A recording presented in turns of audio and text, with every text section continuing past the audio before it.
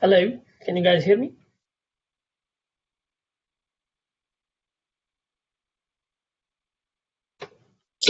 Yes. Great. Morning. Good morning.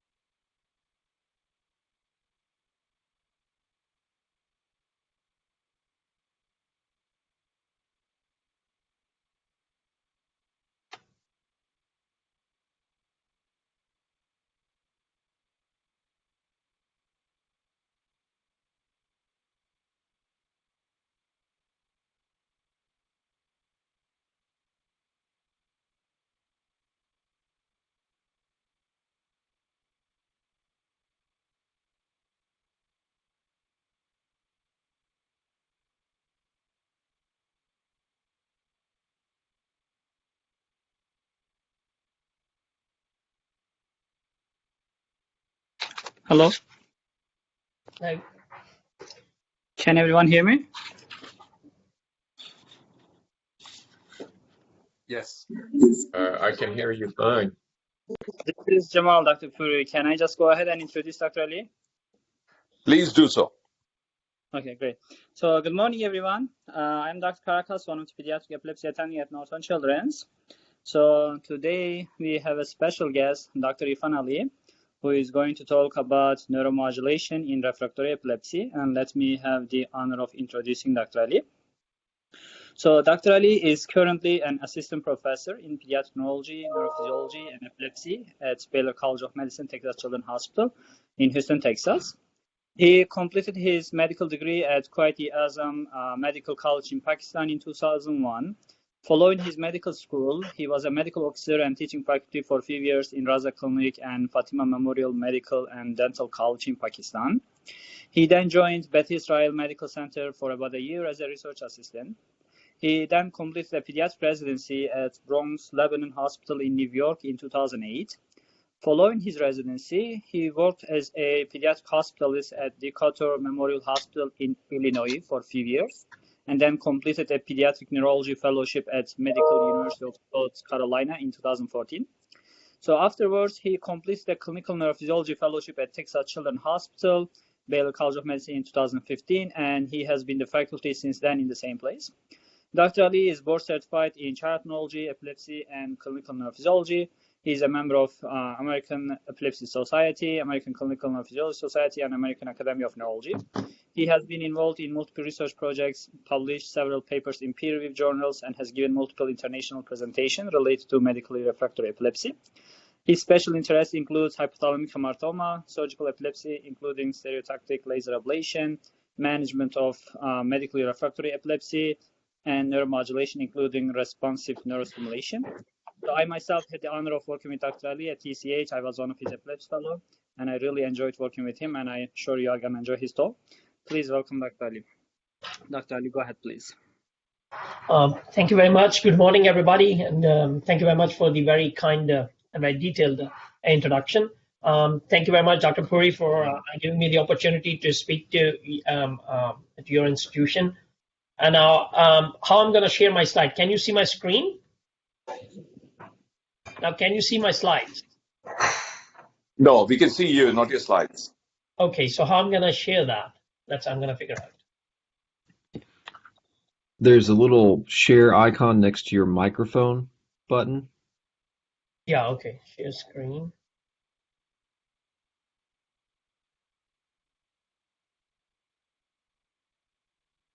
It takes away.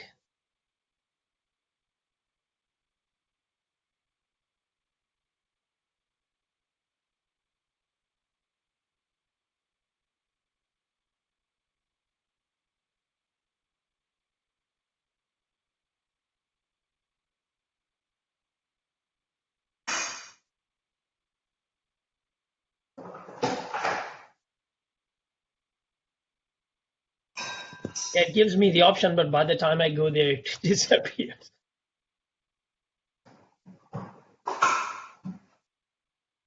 Are you on an Apple or a PC? PC.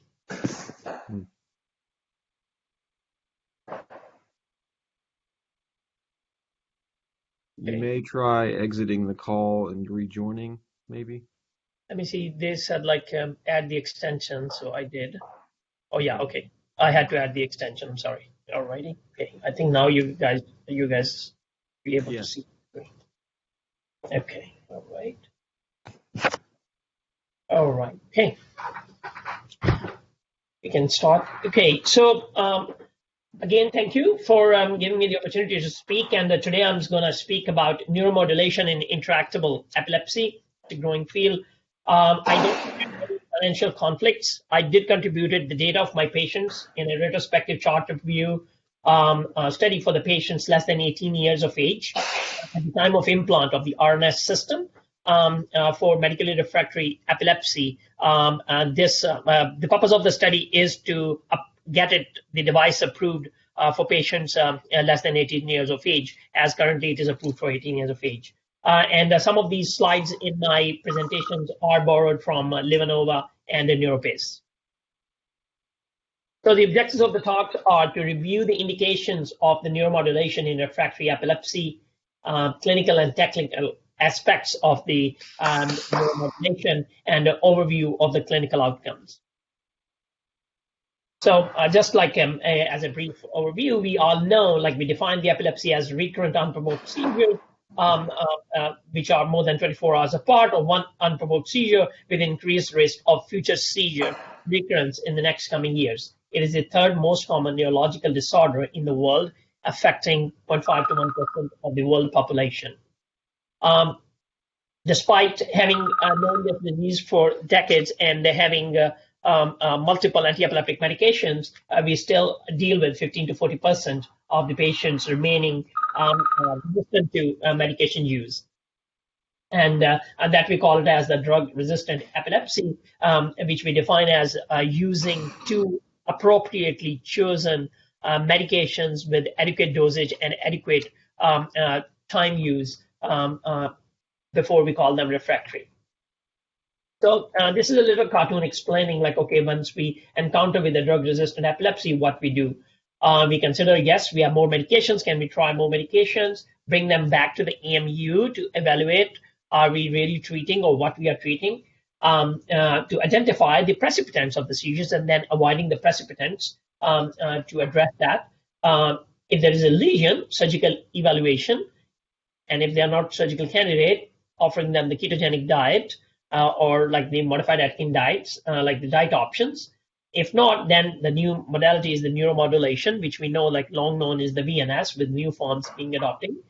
If these all techniques fail, then we know we have like individualized new drugs or investigational new drugs and then or devices. Which comes into and running parallel in the development of the new treatment options. So today, we're going to touch base with the neuromodulation. So a neuromodulation by the International Neuromodulation Society is defined as the alteration of the nerve activity by delivering a targeted chemical or electrical stimulus to a specific neurological site. And we can use either the stimulus. However, for the purpose of this talk, we will use the stimulus as a electrical stimulus because of the neuromodulation we're using for epilepsy is still electrical. We are not using any chemical neuromodulation. The history of using the neuromodulation is quite interesting. Looking at it, like even the ancient Rome knew it, like in about 15 AD, they were prescribing the torpedo fish shock for pain when they accidentally, the emperor physician found like in one of the patients suffering from severe pain with gout had a shock with the torpedo fish and the pain was gone. So that led to the discovery that yes, electrical shock can treat pain. Then later in the late 19th century, Basler was the one who demonstrated that stimulating the human motor cortex can cause the muscle contraction. And his work was followed by Horsley, who did stimulation of the cortex in the epilepsy patients. And by the earlier 20th century, we know the electric skin stimulation device for pain and illness was available in the United States, somewhere near the Chicago, and I think it was like a $1 a device at that point. Then, as in the 20th century, we walk into like middle of the 20th century, we discovered that the intermittent vagal nerve stimulation decreased the chemically induced focal epileptiform discharges or completely eliminated them. And at the parallel, like the epilepsy and the pain world were working parallel, but I think pain world was leading always, as when they found like the septal stimulation can cause the pain relief in 1954, that led to them to develop the first in the following decade to develop the implantable spinal cord stimulator by Medtronic that was available by 1967 or 8. And then similarly, the parallel work was producing that the vagus nerve stimulation, if we do it repetitive stimulation, it can lead to desynchronization of the cortical activity.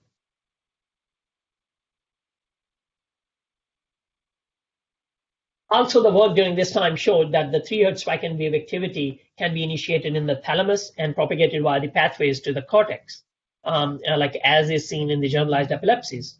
We knew the deep lesions like hypothalamic hematoma was associated with gelastic lesions. So the concept like only the motor cortex can be involved with the seizure development was broadened, that the deeper regions are involved with the seizure development.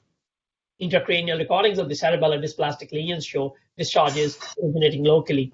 And then in many cases of the frontal lobe epilepsies, they were not seizure-free until the deeper gray matter structures were also resected, like the striatum in some of the studies. So these led to the development, like VNS can give, vagus nerve stimulation can give a way into treating the human epilepsy. So the first human implant was in 1988 with the VNS. And then within a decade, it was approved in Europe and in US for children more than 12 years of age. And we, like in the next decade, like came to like 4 years of age.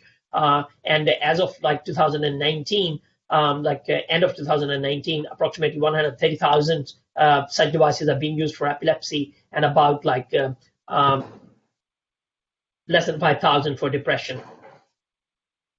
So just to gives like an overview, this is like the vagus nerve stimulator leads placement, and this is the vagus nerve. They have like the cathode, anode, and the anchor bolt. The site it is preferred to the left vagus nerve because that has less cardiac innervation, and also like 80% of the fibers are afferent. That goes to the nucleus tractus solitarius, that results in the release of the norepinephrine or serotonin. There was a like the lab work in rats that showed that if we ablate locus coeruleus or raphe-nucleus, then the VNS anticonvulsant effects disappears. So how the VNS therapy works? There are several pathways proposed, and I think it is a combination. No one may be preferable to the other. So it is like, as the studies demonstrated, like by producing the changes in the EEG, desynchronization of the EEG rhythm during the stimulation, or changing the cerebral blood flow, increasing the blood flow within the thalamus and the cortex that may have anticonvulsant effects, or the neurotransmitter like expression changes by increasing norepinephrine, GABA, serotonin, or decreasing the aspartate. And there are like the work done by different investigators to prove these pathways. This is an overview of the VNS initial pilot to the clinical trials. The most well-known or prominent one of the EO3 and EO5 trials, which were both was randomized parallel, high or low trials, and included like almost like 400 patients. And but these were basically for the focal epilepsies. And what they showed that as the time passes with the vagus nerve stimulation, there is a sustained reduction in seizure frequency, and that reduction is sustained over years. So that the initial data was published for the 3 years. Then in 1999, Labar showed that this can be used in the primary generalized epilepsy, when he showed like about 50% of patients showed more than 50% reduction, though the cohort was only 24 patients, but that was a good finding. Then this work was proven by Ng and Devinsky in 2004, who showed like more than 50% reduction in the seizures in patients with the partial or symptomatic generalized or idiopathic generalized epilepsy. And in his work, the response with the idiopathic generalized epilepsy patients were more robust, like 57% as compared to the partial, which was 47%. VNS not only treated the epilepsy, but it was also found to be decreasing the depression score in both trials, EO3 and EO5. And subsequent studies showed that the depression reduction was independent of the seizure reduction. So those patients who did not have seizure reduction, even though improved with their depression scale. So then that led to the further work, and there was a VNS trial for the patient of depression who failed 2 medications. And when they tested after a year, on the 24-item Hamilton rating scale for depression, there was statistically significant improvement. Then an open label, 5 years randomized controlled trial of the patients showing VNS in depression patients showed improvement in the Montgomery-Åsberg depression rating scale. So that was also like a good indication. And in 2005, FDA approved the VNS for adjuvant treatment in depression, but coverage was denied by the U.S. Committee on Medicare and Medicaid Services. So it also showed that the VNS overall improved the quality of life. And that was like the quality of life in epilepsy patients inventory, like the 89 total score, like they showed like in 61% of the patients, which was equal number to the medically treated patients, that the quality of life was improved after the VNS implantation. Also, it improved their alertness, their verbal communication, memory, and school performance. So then most recent, like this is the 10-year ILIAD study published by the NYU group, and you can see like we saw at 3 years, like it may be like a 58% reduction, but going further down to 10 years, the mean seizure reduction is sustained and increasing up to 76%. And which was quite significant with a p-value of less than 0.01. So the current new model of the VNS has advantages, like you can schedule them in a 24/7 delivery mode. You can change them in day and night mode. You can prevent seizures with long-term effectiveness. It has an auto-stim mode that detects the heart rate changes and can help in seizure detection early and treatment. And the magnet activation by use of the manual use of the magnet by the caregiver. So this is like a graph showing the heart rate response. So if like we choose the heart rate threshold, like 20% change in the pre-seizure to the early seizure change in the heart rate, like 80% of the seizures were detected at that low threshold. And the seizure like the therapy stimulations were on average within 5 seconds after the change was detected. And this was one was found. This is one of the patient in the study group for this, a 26-year-old with the epilepsy onset at age 20. And you can see here it is like where the seizure like started, like and you pick up the heart rate change, and then the therapy was delivered, and you can see like it aborted the seizure. So it aborted like about 60% of the seizures that were treated after detection of the heart rate, which is like quite a significant number and was a good achievement. These two little cartoons show that these studies showed that the pediatric patients were relatively better responders than the adults. So if you look at the patients who are less than 18 years old, represented in blue, the percentage responder rate, time after implantation, like from 3 to 24 months, you can say the response is consistently higher in the younger age group than the older group.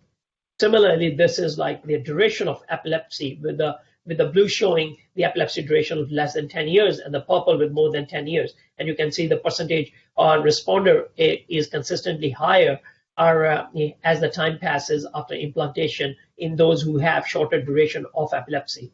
So younger the patients, shorter the duration of epilepsy, neuromodulation has a greater chance to work or better work. And that is like the quality of life in this 10-year data I was showed like across the board. Everything improved, mostly the alertness or the postictal confusion of the postictal period was reduced, and they returned to baseline quickly. So your clusters were treated more, and like nevertheless, the mood changes, verbal skills, and memory. And the most important was like the SUDEP risk. So with the VNS implantation, the SUDEP risk also at 1 to 2 years, like from 2.47 per 1,000 person years, it decreased to 1.68 in the 3 to 10 years after implantation per 1,000 patients. And you can see like this orange shows the crude SUDEP rate, and this is the blue is the age-adjusted SUDEP rate. And you can see it is consistently lower after the VNS implantation. The healthcare cost savings, like if you see, like each represents a quarter. So each quarter before the implantation of the VNS, what was the healthcare cost? That was consistently decreasing, and they continued to decrease 3 years after implantation. And the negative just shows like it was consistently decreasing, and basically it improved the final like the healthcare cost both for the for the patient's family and like the institutions. So the important thing, like what is the principle behind the neuromodulation? We use three things. It's the output current, which is dependent on the signal frequency, pulse width, and on and off time. And we can use these variables in various combinations to achieve the optimal stimulation settings. The new device even gives us like a remote scheduling of auto titration, so the patient doesn't have to come to the clinic for each titration, and that can be done safely. The only one worry is like if we are stimulating at a high frequency with on time more than the off time, that can result in nerve damage, and that has been proved in the animal studies. That if your on time is more than 50% of the off time, you are more likely to damage the nerve. And if it is less than 45%, then you're likely going to be doing fine. The adverse effects, most of the adverse effects, the most common, like which were seen initially, was the nerve damage itself. That was very obvious right after the implantation. And that's why there was always like a period of healing that we were given before stimulating. But nowadays, we put the implant and we just like at the same time stimulate, because with this I think having this procedure being done so frequently, the physical damage to the nerve has been almost like eliminated. We haven't heard like in the last like decade or so like anything that such a thing happened. But nevertheless, these effects are due to the irritation of the vagus nerve. Can be hoarseness, cough, paresthesias, shortness of breath, especially in smokers, cough, especially in smokers and adults. These effects can be mitigated by using the low frequency and the low voltage currents, and usually they last like few days and then they disappear, or like going to the lower settings for a few days and then try revamping it. It usually takes care of the side effects. Obstructive sleep apnea is one of the greater concern that has been noticed, that it can worsen the already existing obstructive sleep apnea. And there are patients who did not have the diagnosis of obstructive sleep apnea but had the issue after being implanted with the vagus nerve. And there should be a person should be like a thorough history will let us know like, okay, if somebody needs an evaluation prior to the consideration of the VNS implantation. Laryngeal irritation, as I said, like already in smokers, giving more cough or shortness of breath. Then in children's, we often encounter this twiddler syndrome because they used to play with the device and may cause the lead break, which is nowadays being addressed by putting them deeper down to the pectoralis major muscle. If there is a lead break, the only thing I think we want to avoid is to do the MRI. Though it can be done with caution, and if the X-ray shows the break, it needs a replacement. What we need to know, the cardiac conduction defects is one thing we need to know because we are stimulating the vagus nerve. Bradycardia or asystole is tested in the OR during the lead placement, and then postoperative bradycardia is checked. If those are not present, we are pretty safe. So now this is a good work by the Milan, Brasdell, and group that they showed that from the EEG you can predict who is going to do better with the vagus nerve stimulation, or who will be a better responder. So what they did, they took 82 patients and they did the spectral analysis of the EEG. And in the spectral analysis, what they analyzed was the alpha activity response to activation procedure. So they found that the responders had a lack of alpha attenuation with photic stimulation and an increase in alpha activity with hyperventilation. And in non-responders, it was like exactly opposite response. And they have a 83% sensitivity and 90% specificity. However, it was like a retrospective review, so I think a prospective review will be very good, like if can be done. If similar work by the G. Kim group, they reviewed 58 patients who had like a 58% responder rate at 5-year follow-up after the VNS implantation. And their group found that if you have focal or multifocal epileptiform discharges, you have a better response. And similarly, focal seizures were more prevalent than generalized seizures in the responders. So what they are saying is the focal epilepsy has a better response to the VNS. And this is also an interesting paper. Like just before you want to implant the vagus nerve stimulator, actually you stimulate the vagus nerve and try to see a positive slow cortical potential shifts, and particularly look at the left and right central and midline frontal central and parietal leads. And if those positive slow cortical potential shifts are present, then they are more likely to be responders. And that they showed is like their p-value was very significant of less than 0.48. So the having like talked about the prototype of the neuromodulation, the VNS, I'm gonna go over with the other modalities. Transcutaneous VNS is available in Europe. It's not available here with the name of NEMOS. And what we do is we stimulate the auricular branch of the vagus nerve. The pilot study was done with by Stephan in 2012, who showed like 5 out of the 7 patients showed reduced frequency at 9 months. Then that led to the randomized controlled trial of the transcutaneous VNS in 98 patients, and they found like the treatment group had a 42% response as compared to 11.5% in the sham group. And so the p-value was significant. Later, Barr work in 2016, which was a randomized double-blinded controlled trial, it did not show any statistical difference in seizure frequency when they used the high or low stimulation groups at 20 weeks. So low threshold is approved, and the efficacy is not needed to prove. So if you use the low threshold, it is approved, but still not available in the US. Now, having the vagus nerve stimulator, what are the other neuromodulation types available? Open loop stimulation, in which we just like stimulate without like having any feedback for the response. They are like invasive neuromodulation like VNS, like deep brain stimulation, DBS, or non-invasive ones like transcutaneous VNS, transmagnetic stimulation, direct cortical stimulation, or trigeminal nerve stimulation, etc.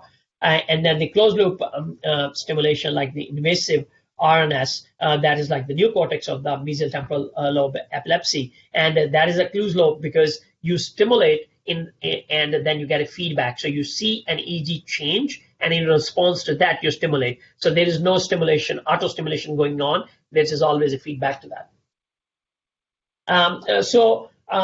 Deep brain stimulation, it's also a form of open stimulation similar to VNS.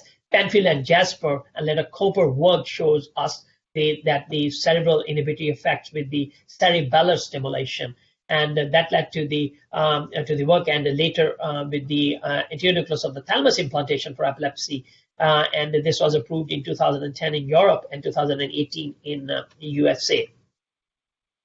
This is the famous like the Sante trial done by Fisher in 2010. However, if you look at like in the late 20th century, in 1978, Von Baron showed a double-blinded crossover trial of the cerebellar stimulation and found no stimulation. Wright also did not approve anything. However, Velasco showed more than 50% reduction in 80% of his patients, though the number was very low. And then Fisher and Velasco work for the centromedian implantation, and they both were like double-blinded and crossover 9 months to 12 months trial. Both showed more than 50% seizure reduction, although the Velasco has more patients and had like a response in 90%, which was a better study. And then Fisher in 2010 did this double-blinded randomized controlled trial, which showed 40.4% median seizure reduction. So this is the little cartoon showing like, okay, you put the electrodes in the anterior nucleus of the thalamus, the small electrons, and then you just start stimulating. So it was a double-blinded randomized controlled trial, multi-center trial. They had a blinded phase during which they found, like in the control group, there was a seizure reduction of 14.5%, and like in the stimulated group, about like 40.4%. And then they found like with the stimulation in open phase, there was like more than 50% reduction in about half of the patients, more than half of the patients at 6 months stimulation, and there were no major complications. Salanova extended this trial and showed the result to us for 5 years, and he showed like the median seizure reduction frequency increased to 69%, and there was also statistically significant improvement in the quality of life of these patients. Now, the most you can say like the recent is the responsive neurostimulation in this group. With the time, we have learned like, okay, we are not targeting the specific regions in the brain, and the VNS was like a very good, like an example to change the view. And like we realized like, okay, in lesional or non-lesional epilepsies, it is not only the point sources in the brain that we can target or we have to target, but it is like identifying the network and then determining which will be the best way to modify that network, the seizure network, to break the seizures. So how this is, and this video is taken from, I will try, like you could hear it by maximizing my these volume, speaker volume. This is a courtesy of the company, and this is how the RNS system works. The RNS system is the world's first and only brain-responsive neurostimulation system. It's an exciting, safe, and effective treatment for drug-resistant epilepsy for individuals 18 and older who have focal seizures that start in 1 or 2 locations in the brain. It has leads, which are tiny wires with electrodes that are placed at the seizure focus or foci in the brain. The leads are connected to a neurostimulator that is placed flush with the skull under the scalp. The neurostimulator is a small battery-powered device that is programmed by a doctor to deliver brief pulses of stimulation to the brain when it's needed. The RNS system is designed to prevent seizures at their source. It can monitor brainwaves, detect unusual activity, and respond in real time. The RNS system constantly monitors your brainwaves. It works all the time, even while you're sleeping. The device is personalized by your doctor to recognize the electrical patterns specific to your brain that may lead to a seizure. Within milliseconds of detecting unusual brain activity, the RNS system sends brief pulses of electrical stimulation to normalize your brainwaves, often before seizure symptoms start. You can share information with your doctor by collecting data from the neurostimulator and sending it to a secure database. This helps your doctor see what's happening in your brain and fine-tune the device to better control your seizures. In long-term clinical trials, patients experienced meaningful seizure reduction and significant quality of life improvements. For more information, talk to your doctor and visit Neuro. Alrighty. Okay. So the device can hold up to like 4 scheduled ECOGs, equivalent to 6 minutes of ECOG activity at any point. And if it is downloaded, then it will restart. It has a preference to first recorded, and you can change the preferences like, okay, when like a magnet swipe can hold on an ECOG or event of concern. So so it's not only for the seizure treatment. I think it has like a long-term use coming in the diagnostic area too. It has a long episode defined as like, which we define like how much the duration of time we want to record the ECOG, and before and after that event. For example, the patient feels an aura and you swipe a magnet, you define like, okay, when they swipe the magnet, I want you to see a minute before the swipe of the magnet, the activity, what was going on 1 minute earlier to see the seizure onset. And then like sometimes when the device threshold meets, like the amplitude is too high, the device cannot record, and we can set like, do we need to know that information or not? So this is approved in 2013 by the FDA for patients more than 18 years of age who have 2 or less than 2 foci for the epilepsy. But there was not specific regions or anything else. And lead placement at seizure onset, so no area specification, and that gives the liberty of like the horizon, which we are now exploring now. So clinical trials which have been published and which I am going to share with you have not included the thalamic implants. So there is no prospective data. However, there are some anecdotal data at different centers that is going on, including our own center. So the approval of that is like, or the first was like a double-blinded randomized controlled trial by Marty Morrell in 2011, and then they showed 191 patients who had partial onset seizures with more than 3 seizures per month, and at least having tried 2 medications, and they had RNS implanted. They had 12 weeks of like in which they collected the data, baseline period, and then they had they divided the group in 2 groups, stimulation group and the sham group, and the assessor and the device handler were completely blinded, and they saw the response, like how it happened. And this is the response, and you can say this: the dotted line is the sham group, and the blue solid line is the treatment group. So immediately after implantation, within a month, like everybody showed some seizure reduction, which may be due to some microlesional effect. However, after that, the stimulation group have like sustained some seizure reduction, which is improving over time. However, the sham group by about 5 months, like they were back to their original seizure frequency. So the effect that was there due to the device implantation or stunning of the brain, that went away by 5 months. And when at this point, everybody was getting the stimulation that you can see, then this group also started showing the response. And now it is strange, like why this response was not like following the same curves from this point as this group was. I think maybe a later and the longer study can prove that, but I could not figure it out. So if you see, like they showed like about 1/3 of the patient, or like 29% of the patient showed more than 50% seizure frequency at the end of the blinded period, and at 2 years, like about 46% had more than 50% seizure reduction, which was like significant. And 7% was seizure-free more than 3 months period at the end of 2 years. And in 2013, it was approved for the treatment of medical refractory partial onset epilepsy. However, we also started using at that point, like as an you can say investigational a device in patients who were less than 18 years of age.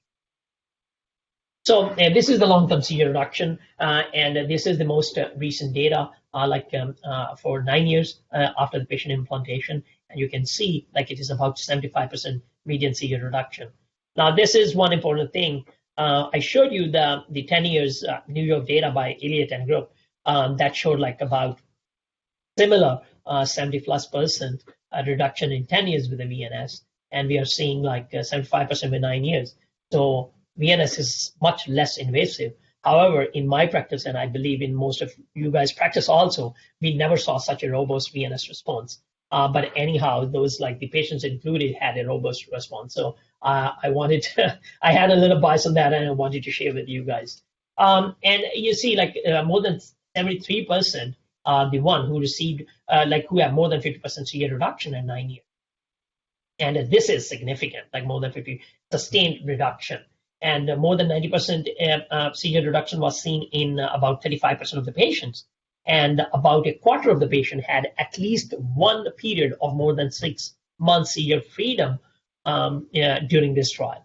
So which was like amazing, like having like a monthly seizures or like few seizures a month, like at least 3 seizures a month to 6 months of seizure freedom was still like significant. It was also seen like when the device was implanted in patients who were suspected of having unilateral temporal lobe epilepsy or bilateral temporal lobe epilepsy, but they had bilateral implantation and they were recorded for a period of time. It was surprising to see it changed. Like conventionally, those who were considered bilateral, about like 34% of them like had unilateral disease, which was confirmed by the stimulation. And those who had bilateral, they were seen like 13% of them was like actually unilateral and not bilateral. So these findings also like led to, like, if they have bitemporal disease, you implant the device and let it be implanted for 6 months to a year and see which side has more prevalent seizures, and then plan the surgery accordingly. And this was the work by Loring et al. That they showed the neuropsychological benefits of the RNS, and they showed that at year 1 and year 2 after the implantation of this device, that there was no decline in the neuropsychological measures. However, they showed that there was statistically significant improvement in naming, verbal learning, visual memory, and executive functioning in the patients who were treated with this. So it's a significant number.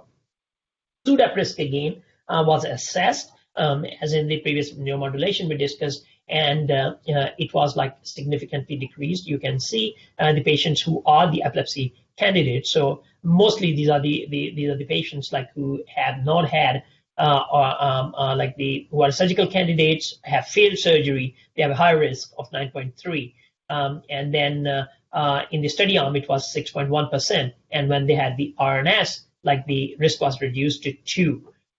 If we look at the VNS data between year 3 to 10, SUDEP risk was decreased to 1.68. So if somebody had a refractory epilepsy and still like more concern for the SUDEP, I think VNS is still like by statistically is a better for SUDEP prevention than this one. The safety outcomes from the prospective trials were like there was no adverse effects, no adverse effects of chronic stimulation, or the major side effects like bleeding, or those were not more than any like what we see with any stereotactic implantation. And infection risk was also 3.7% for neurostimulation procedure. Now, the corticothalamic stimulation with RNS. This is the new field, and I think this is the new era that needs to be explored and has a great potential in it. And there is a lot of work being already like underway. So it is like targeting the seizure onset and propagation pathway is the main theme. Like you see like, okay, where is the onset with your stereo, and then you see like, okay, it may be propagated through the thalamus. So including the thalamus in propagation pathway, treating that can have like a better achievement of the epilepsy control. So we know seizures spread rapidly through the thalamic pathways, and they involve bilateral, so they have interthalamic pathways, and like so one side affects the both. Thalamocortical connectivity helps us identify or targets like regionalizing or where to put the RNS electrodes or which patients would benefit from it. So we know anterior nucleus of the thalamus is being connected with the limbic system of the Papez circuit. So anything temporal lobe epilepsy or that, like as the Sante trial was, the anterior nucleus of the thalamus is the best target to stimulate and have a better control in epilepsy patients. Central-median nucleus has best connections with the non-limbic neocortex or frontal parietal cortex, and pulvinar has the posterior quadrant of the visual cortex. So the ventral medial has more of the visual cortex, and the dorsal lateral pulvinar has the posterior quadrant, though it is like quite big and like still unexplored, like, okay, which area, but generally these are the two divisions which we use. So what was the work leading behind like this thalamic coming back in? It's not new work. That has been, as I showed you, the studies done by Velasquez in late like the 20th century or the early 21st century. It is like the Velasquez did like 10 patients with the Lennox-Gastaut syndrome, had a bilateral central-median implant, and at the 18 months follow-up, he found 80% seizure reduction, which was significant. Similarly, Xiong Kim et al. Showed like 10 patients, 3 with the generalized epilepsy and 7 with the multifocal epilepsy, and same thing, they did a bilateral CM implants using the DBS, and 21 months follow-up showed 72% reduction of seizures. And then the Chul-Son group showed 14%, 4 with the LGS and 10 with the multifocal epilepsy, showed a 68% seizure reduction at 18 months follow-up. So all these are very encouraging results. Now with this RNS, when we have like a focal epilepsy and there is no region to implant, we started implanting as an investigational device. The work done by the Spectrum Health in Michigan and Pittsburgh, that was like the greater work. Like they implanted the thalamic, they did the thalamic implantations in patients with primary generalized epilepsies and the patients with regional epilepsies, meaning frontal lobe epilepsy or parietal lobe, or mainly limbic or the Papez circuit epilepsy or the posterior quadrant epilepsy. And they did the thalamic stimulations. And I was amazed when I saw the first results of like 4 patients with the primary generalized epilepsy. They were seizure-free for 18 months. So that was like pretty significant, though it is like very small number, one center need to be, but it shows us like, okay, there is a window and we need to work more on this area. So here, this is like what we see in the RNS, like you can say the reviewer, the PDMS, what we call the physician review system. So you can see like this is the left hippocampus leads, and the above one, and the lower ones are the left, like the thalamus. And you can see the seizure onset right here, and the change is like just after a few milliseconds in the thalamic electrodes. And the thalamic electrode gain is like 4 times, because at a regular, like the same, like a gain, you cannot see the thalamic activity. Almost you can see the thalamic activity. This is again, this is the left centromedian nucleus on the top, and the below is the left frontal lead, and you can see the seizure onset. There is the first change here, and if you look at that, there is like a tiny change, just like few milliseconds after the frontal change in the thalamus. So the device is set. This is the refractory time the device takes to evaluate. It picked up here, and then it delivers the treatment.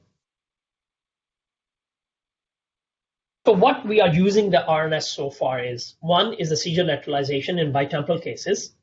We can use the seizure counting or reporting because we can detect even the subclinical seizures, and it is like the most ongoing like live ECOG that is available. The best thing which we are finding is like each individual patient not only has like a sleep wave cycle, but they have the circadian rhythms, ultradian rhythms, or catamenial patterns which are seen. And these ultradian rhythms or multidian rhythms are like, they have same pattern, like after few weeks or few months, the epileptiform activity increases and then it goes down, and the cycle repeats after a few months. So these are the very, very like a new thing that we are exploring with this data available. And still we are developing the algorithms to evaluate these. And there are multiple groups who are doing it. Assessing the drug response. Now, when we add a drug, you can see immediately. And in my experience, I have seen the best response with the clobazam. You add the clobazam, immediately you see it's like a spike cleaner.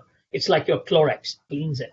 And not in all patients, but majority of the patients, and you see immediate effects even with the lower doses, like 5 to 10 milligram, you have like excellent results. Increasing that as I keep on to see the effects, but going 20 even beyond that, I did not see much of the further response, more than like what I achieved at 10 using 10 milligram.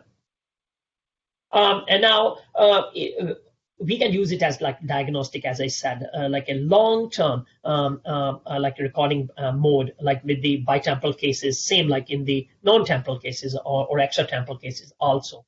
And I think the future where we are going is like a seizure warning system, having these ultradian or multidian rhythms, identifying or prediction the seizures onset, and then informing the patient about like the risk of having a seizure within a day or like a few days, so that like they are more cautious, or maybe they restrict their activities or stop driving in a way just to avoid that, or using extra medication to help not have that seizure.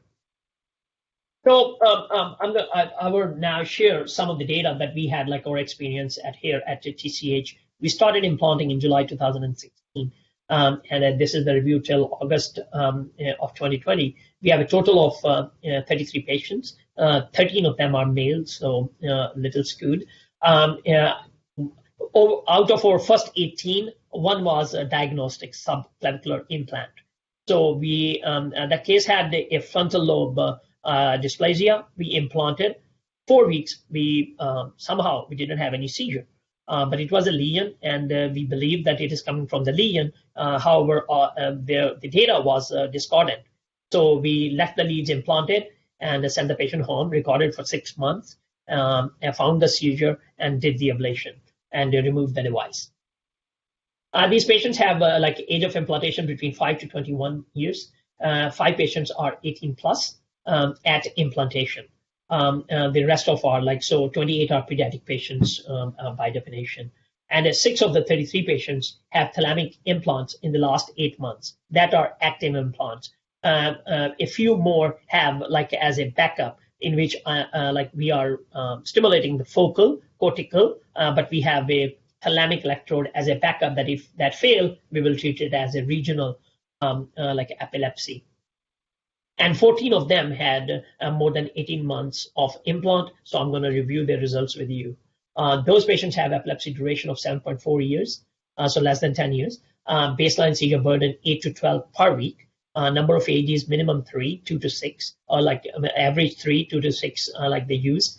8 of them had prior surgery. 1 had prior VNS. 1 had prior surgery and VNS, and 7 was no surgery at all. So those were brand new who just walked into the RNS because it was involving the eloquent cortex. These are our leads placement, and you can see most of our leads are involving the frontal lobe, followed by the lateral temporal and parietal, and then mesial temporal. One of our patients is bilateral temporal, and we also had some of the insular and the occipital. I didn't include the thalamic because the data is too short, but we have we did not implant the interior nucleus of the thalamus, but we have majority of them as a centromedian, and 1 is pulvinar. So this is the baseline percentage of baseline seizure burden reduction at the most recent follow-up. So you can see, or 18 months of follow-up, you can say. So these patients above the baseline, those are the one who are the responders, and you can see up to they had completely seizure freedom in some of the patients, 0 seizures after 2 years of therapy. And these patients are still having a 30% reduction. These are more than 80% reduction in their seizure frequency. However, 2 of the patients had among the category of a non-responder. Both are almost 18 months, actually past 18 months. And the problem with them is they are too sensitive that I could not go even to the minimum settings where, we saw in the initial study, that the patient responds. So they still have not, and due to the family fears, and one of them is off for more than 6 months, just to demonstrate that all the signs and symptoms they are having are not due to the device, because we didn't want to explant the device. And one of the patients did not have any improvement, and after 4 months, we restarted the device, and I'm going to see how they go, and we are increasing it, and the family is okay to tolerate the side effects. The other patients is doing fine and doesn't want to start. So those are my 2 patients, which I cannot explain why, or maybe they are the one who's going to be the failures. Sentinel image, which we had experienced 1 traumatic intracranial hemorrhage after fall, and the device has to be explanted because there was a massive hematoma.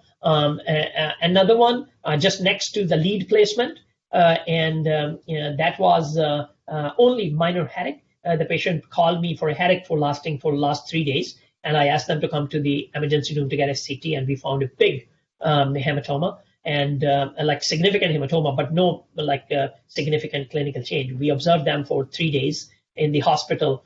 Patient did fine, headache improved, and we discharged, and has been doing fine for almost more than 6 months. 2 had the leg weakness, and they both are those who are my failure group, which I mentioned to you earlier. And this is an interesting finding. One of my patients with the bitemporal implant is the one who can tell me exactly when I stimulated. So could not explain like what they feel, but the patient was very to the point, like, okay, now you stimulated with a blinded stimulation. And that effect has decreased now to less than 50%, but initially it was 100%. And now some of the other forms of I'm sorry. Oh, okay, so we can we go a little over, or should I just like wrap it up quickly? Keep going.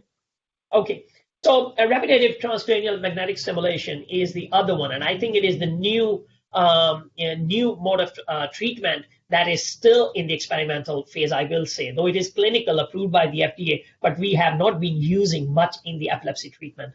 It is approved 2008 for depression, headache 2013, OCD in 2018. I think we just need to make the epilepsy protocols and algorithms treat them and prove that. Because it is the same neuromodulation and safer outpatient therapies. We at TCH are almost finalized our protocol, and we will be soon starting this like on a clinical trial basis. So there's like a magnetic field stimulates a small area of the cortex and causes the depolarization basically, rather than the electrical stimulus. You produce the magnetic stimulus and produce an electric field to it. And so the way we derive it is like, okay, each pulse arrives at the inhibitory phase of the last phase, resulting in the decreased cortical excitability. And the initial pilot project by the Sun in 2012, he showed like 60% of patients with the partial seizures, they were 90 to 20%. If you use resting motor threshold daily for 2 weeks, you have a better results. And there was 80% seizure reduction if you use the high frequency stimulation. So I think this is like a new horizon which needs to be explored, and we'll have like a new form of neuromodulation hopefully soon. External trigeminal nerve stimulation, the people like the California group, they did it, and there are 5 uncontrolled studies. There is they showed there were first 5 uncontrolled studies which showed some benefits. Then there was like a randomized controlled trial in 50 patients that showed significant reduction. Like p-value was 0.01% at 3-month period. And then they did a follow-up, like open label that showed in like sustained seizure reduction by SOS in 2015. And then they used this NeuroSigma TNS multicenter trial, phase 3 trial in 2014. It is approved in Europe, Canada, Australia for epilepsy, depression, ADHD. It is still not approved in the US. A transcranial direct current stimulation that also showed, like in the open trial of 28 patients with mesial temporal lobe epilepsy, they did the stimulation of 2 milliampere for 3 days or 5 days with one channel stimulator, and they saw that there was like a significant improvement. Like a 5 minutes treatment showed 54% reduction, and 3 minutes showed 43% reduction. Placebo showed 6.25% reduction. So 5 minute stimulation was like a good reduction. So with these, I would like to acknowledge a few people. First of all, I want to thank Dr. Puri, Dr. Caracas, and the whole group for inviting me. And then special thanks to my colleagues here, particularly those who worked with me with the RNS, including Jamal, who's with you guys now, and Dr. Handuko, Dr. Curry, which are like we are the, and Dr. Hope, which we are like the RNS or the neuromodulation group here. And I'm open to questions, please. Irfan, thanks very much for that very comprehensive talk. I had a couple of questions. In your RNS series, number one question is, in your RNS series, did you have some of these patients also, did they have VNS implants before you implanted them with RNS? And the second question I had is that in in your patients that you've done RNS with, do you have a sense of whether it matters, whether your epilepsy is of a genetic or non-genetic origin? Okay, so great questions both are. Even in the original study, they had like about, I think, closer to like 17 patients with the VNS. We had 2 patients who one had a previous surgery and a VNS and was refractory. And luckily that patient, after 14 years of suffering with epilepsy, has been seizure-free for 20 months now. So that had VNS, and there is another patient who had a VNS and got the RNS implant. So VNS is not a contraindication, and it works. We believe it should work as a like a synergistic effect. So the coming to the second question, like the genetic ones. So we haven't, honestly, like there is no one with the genetic diagnosis in which we have put, but one which I recently did, and that is an interesting patient. It's just like less than 1 month, and that's basically an ESES patient whom I implanted the RNS. And she has a genetic mutation, and we believe, but otherwise doing fine. So we, no seizures, actually. It's only for the ESES. So I'm very excited to see the response and waiting for the time like when we will be able to see. But generally we don't, to answer your question. And also, Irfan, are you beginning to get a sense of, which patients are better off having a VNS versus an RNS? Because it looks like, if the RNS response is more robust possibly, then how does one make a decision about which is the most appropriate treatment for a patient with refractory focal or multifocal epilepsy? So yes, so this is a question always come like in our like surgical conference. So if somebody is having a clear focus, which is involving the eloquent cortex, then RNS. There is no question about the VNS. We directly go with the RNS straight away. However, in patients like, let's say, multifocal or having like focal and generalized epilepsy, in which we are not clear like where the focus is or like there are multiple foci, generally we still prefer, or group is still inclined towards putting the VNS. Although like these, like the RNS, we started like I had to like I think we have been talking about like for 2 years before it happened here at our center, almost 2 years. And but then finally it happened, like starting 8 months ago. And we are seeing good response in our thalamic patients. I think once we have a response, we will open up. So there is no barrier to it. However, because it is not approved or like as such indicated, or there is no study, there is a general reservation among our group that if we bypass the VNS, which is more approved therapy, and go to something that is not approved, are we like doing something, ethically wrong by not providing the patient to a proven therapy, then which is still considered an investigational or anecdotal because we don't have a long-term trial with the thalamic implants in the RNS. So if it is not eloquent cortex, not clear focus, my group still feels more for the VNS. Great. Thank you so much, Irfan. Thank you very much. And we appreciate you starting your day off very early for us and giving us a really nice talk and something to think about here. So thanks very much.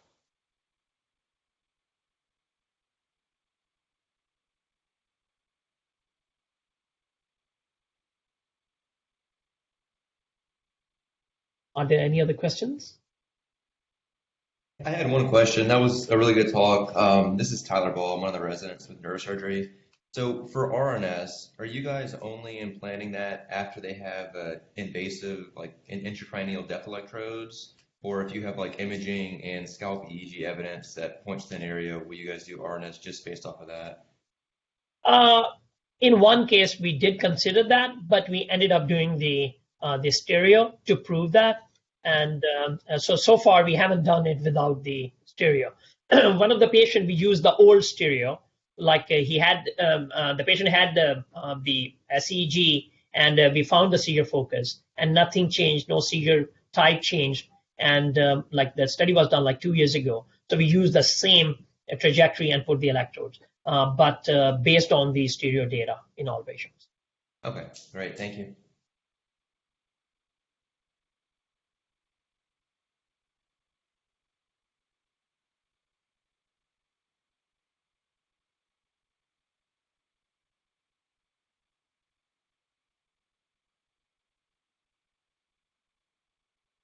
Any more questions?